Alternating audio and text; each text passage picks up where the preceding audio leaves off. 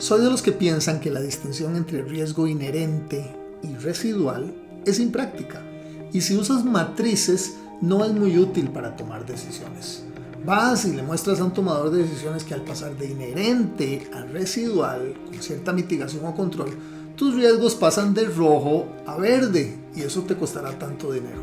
Esto no tiene razonabilidad alguna. Con un enfoque cuantitativo, sin embargo, sí es posible valorar tu panorama de riesgos antes de aplicar cierta mitigación o control, y los riesgos posteriores, los llamados residuales.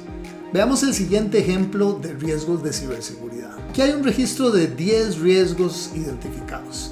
Cada riesgo se atomiza en sus dos componentes: frecuencia, no probabilidad, e impacto o severidad monetaria. Por ejemplo, el segundo riesgo tiene una frecuencia estimada media de 4 eventos anuales y un impacto monetario mínimo por evento de $300, más probable de 500, pero que en casos extremos podría llegar hasta $10,000. Observa que los números de frecuencia y severidad de este riesgo y de todos los demás cambian cada vez que recalculamos con F9 el modelo. Este es el corazón de la simulación Monte Carlo: generar distribuciones para cada uno de los 10 riesgos en frecuencia y en severidad y hacerlo miles de veces. Luego se almacenan y resumen los datos para el análisis consolidado. Esto lo hacemos para un escenario de riesgos inherentes sin aplicar ninguna estrategia de mitigación. Después de simular 10,000 escenarios posibles, estos se consolidan en este histograma. Sin hacer nada, riesgo inherente, obtenemos riesgos que podrían oscilar entre unos $8,000 hasta $59,000, con un promedio de $27,000. El VAR o valor en riesgo al 95% es de $38,000. Si me dieran un presupuesto de $20,000 para cubrir estos riesgos, tendría una probabilidad del 88% que no me alcanzara. Un segundo nivel de interpretación corresponde a identificar de la lista de 10 riesgos aquellos que son más significativos. Un gráfico de horizonte de riesgos permite identificar las magnitudes monetarias de cada riesgo. El riesgo 2 de ataque de escalada de privilegios es el mayor de todos. Es un riesgo de alto impacto unitario pero de baja severidad. El tamaño de la burbuja revela la magnitud media total sobre los $8,200. El segundo riesgo es amenaza interna, de severidad y frecuencia medias, pero aún así alcanza para llegar a ser en su promedio superior a los $6,400. El tercer mayor riesgo es ataque de malware de relativamente alta frecuencia pero bajo impacto, alcanzando una magnitud media de $6,200.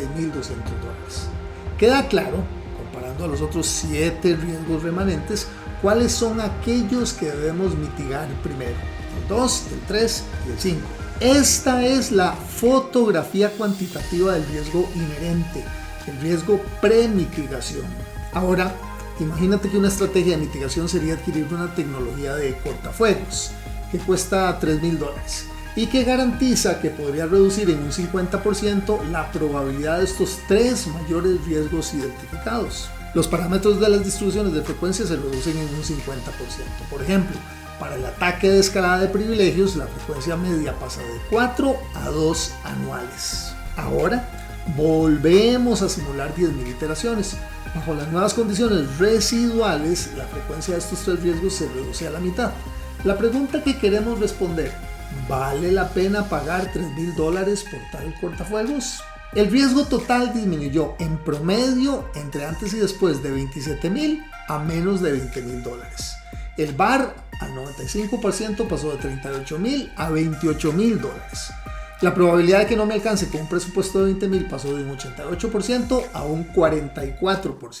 Comparando las dos curvas acumulativas, podemos observar el desplazamiento de todos los puntos al ejecutar esta mitigación. O sea, bien vale la pena pagar por esta estrategia. Ahora bien, otra de las quejas que le tengo al asunto este de los riesgos inherentes y residuales es que en la práctica no hay tal cosa como un solo escenario residual. ¿Qué tal que nos ofrecieran otra tecnología más cara que cuesta $8,000 en vez de $3,000, pero que garantiza que reduce la probabilidad de estos 3 mayores riesgos en un 90%?